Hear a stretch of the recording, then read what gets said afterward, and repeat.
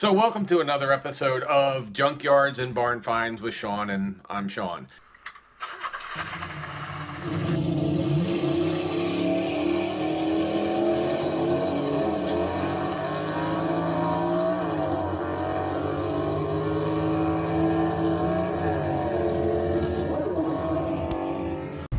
Of all the Barracudas, and we all have our favorites, this is my favorite year, and I think it's because in high school my friend Chip had a bunch of these.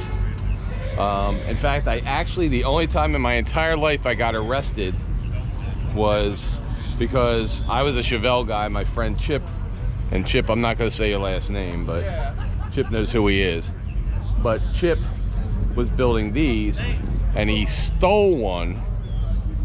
And the cops came after me because we both kind of were tall kids with curly hair, and they actually arrested me. And my dad came down, and I finally said, what is stolen that you guys are accusing me of? And they said, a Barracuda. I said, oh, go to Chip's house, I'll bet you it's sitting there. And it was sitting there. So, and you know, we were stupid kids in Pennsylvania at the time, but yeah, he had already started taking parts off it for his other one. So let's take a look at this one. Are you the owner? I am. Hi, I'm Sean. I'm with Junkyards and Barn Finds. Can you tell me a little bit about it? Yeah, I've owned it for a few years. I had to build it twice because I built it and then the paint started checking. Had to take it all apart again and get it repainted. Now, was it originally black or? Yeah, original black car. So it's a black on black original? Correct. With no vinyl roof? Or? No vinyl top. Wow. Original 440? No. Okay, no. So what was the original? This car started as live 318. 318, okay. So 445 speed now. But and you put a pistol grip in there and everything, so. Yeah, it's a trim at 5-speed. Okay. So what do you run gears in the back? 391s. 391s? So even in fifth gear, it's pretty nice, around 50, 60. I'm right around $2,000, so not bad at all. And how long have you had the car? Since you rebuilt it twice, you had it a little while. 8 years. 8 years? Last time was 2018, got it back from paint and body in 19, took me a year to put it back together. Okay, so did COVID help do that? 'Cause nobody else had anything else to do? Well, actually no, because I was done in 19, and in 2020 I built a Trans Am because I was COVID, didn't have nothing else to do. So tell me, like, what with the rim combination, because I think it looks awesome with the moon hubcaps like that. I just changed this over. What did it have before? I was running the rally wheels, the Chrysler rally wheels with white leather tires. I wanted to make it look a little bit meaner. I think it looks awesome when you come in. It's definitely noticeable. Yeah, I went with this package, and it's really done well as far as attention and shows. I was at a Mopar Madness last, I don't know, 2-3 weeks ago, and I took top 5 builder award. Nice. But the only thing I had done between that show and last year was I put together a build book.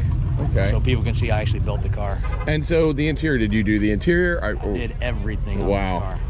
So that is insane. So when you got this, was it somebody's car they taken care of, or was it just? No. Or I'll look in the book here and take a look at. Well, you can look in the book, but that book's really my build. Okay. When I got the car, the paint I thought was really good, so I built the entire car. And then in 2018, the paint started checking, so I stripped it down to absolutely bare metal. And you know what I thought was a good car. Then I had a hood, 2 door skins, quarter panel later. Oh yeah, because you found the. Once you get it down to the metal, you find everything. Yeah. So now it's a good car. Yeah.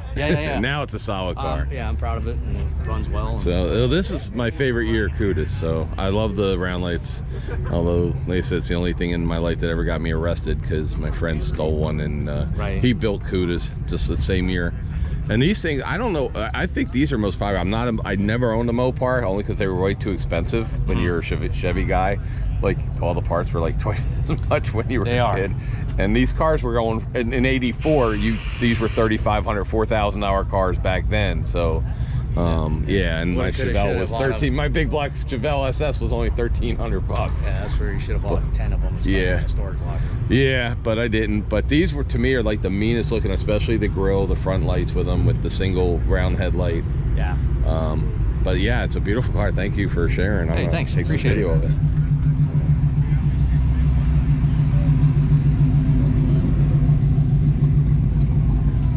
This thing looks brand new to me. So we got a build kit here. So he was rebuilding this whole thing. So it was red with a black stripe, and then when he starts taking it down, you start finding everything about these cars. So we can take a look. So new door skins, he said, new quarters. And here's the deal, when you have a car and you're rebuilding it, you don't paint it this black unless it is perfect.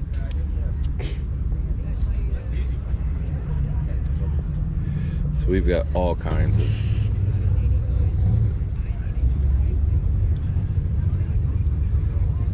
you can just see all the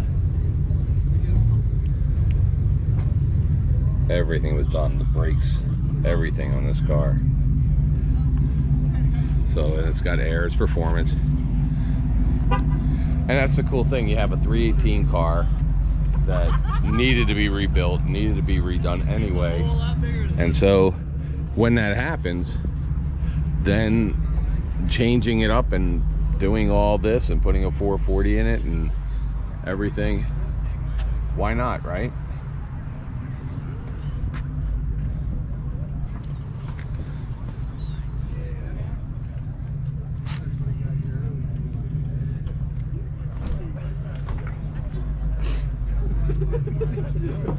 Can you imagine what the parking lot was back in the day?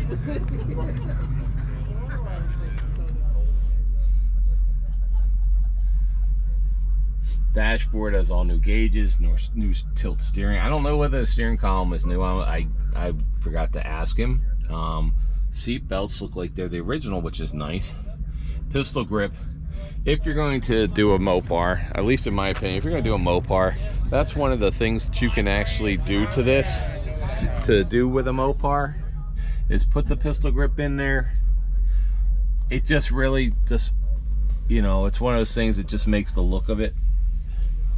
But this interior is perfect. It actually even smells kind of new. And we can take a quick look at the engine. So he has the twin fans. He took, you know, it's got some really nice headers, Hedman headers down there. Let's see.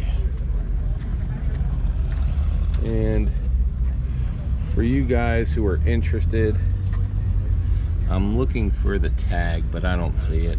I know you guys normally always want me to look at tags and everything, and there should be tags. You guys usually have your tags on your fenders, but since he's replaced most of the sheet metal, just has a serial number there. And I don't know with you Mopar guys whether or not the serial number helps you at all. So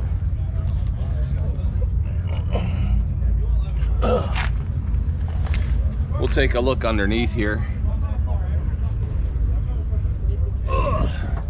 Most people don't even realize that these are lights. So your lights here, and this has fog lights, and then if you look underneath, you can see this is pretty clean. Obviously driven a little bit, but I mean, it's a very clean underside, and you can see everything has been rebuilt, because you can see all the new bushings and everything underneath. So even if you didn't have a build book, you'd be able to tell just by looking. One of the best ways to, if you're looking to buy a car or you're just trying to figure out if somebody's talking, is looking at the bushings, because your bushings are the first things that are going to get really beat up with one of these muscle cars. At least that's my experience of climbing under these and looking at them. So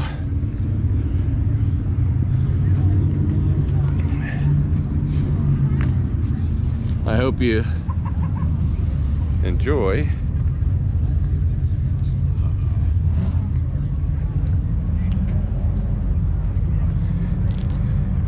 And it's a different kind of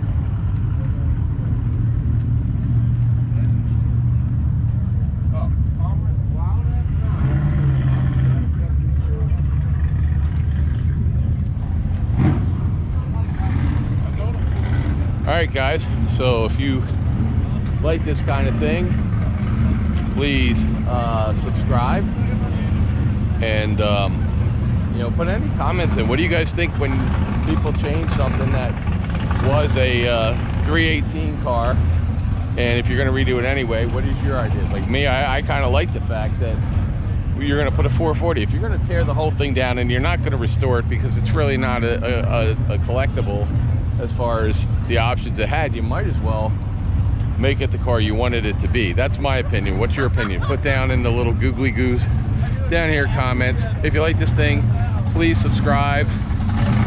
Please, that's somebody's Camaro going by.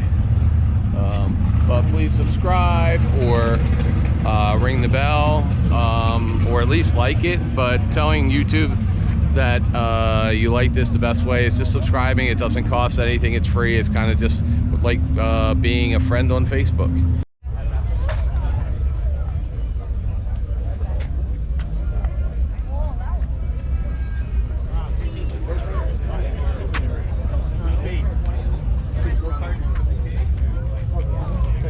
A Roadrunner 6-pack?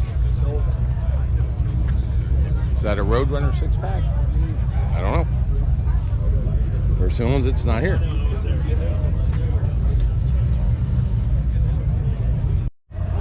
Hey guys, so in keeping with our theme, I guess this week in pro street cars, for some reason we're finding a lot of them. So here's another pro street. So we've been doing Novas, we've done Pontiacs. Now we're going to do Pro Street Mopar. Oh, I know that. Oh, no, I know that. Now the cool thing about living in Florida is that this car is absolutely perfectly legal. Close to the gas station. They were talking about getting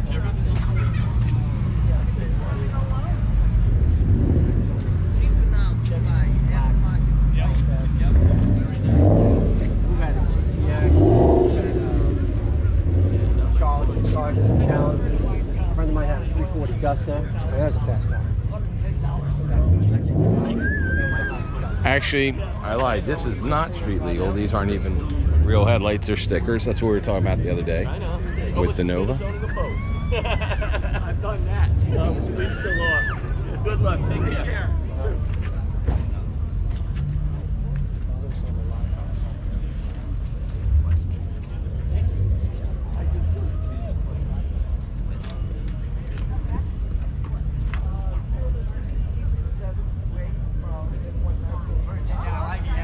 VIN JH23G0E121651. I have no idea. You guys are Mopar guys. Mopar guys know. Is this even a? Is this a tube chassis? Is this something that was built simply for racing? Is this an actual Challenger that was torn apart? I don't know.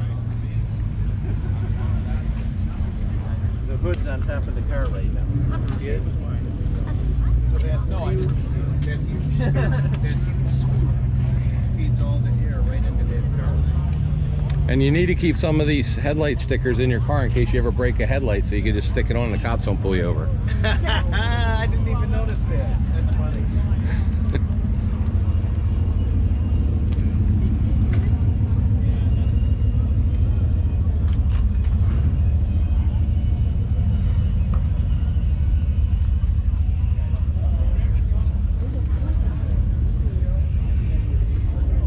So there you go.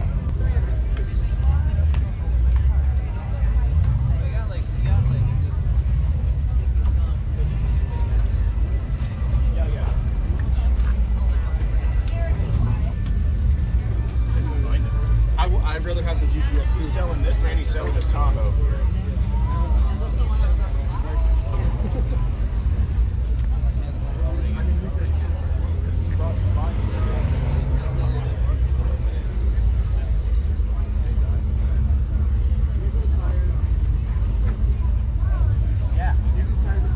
So thank you so much, and we'll talk to you later.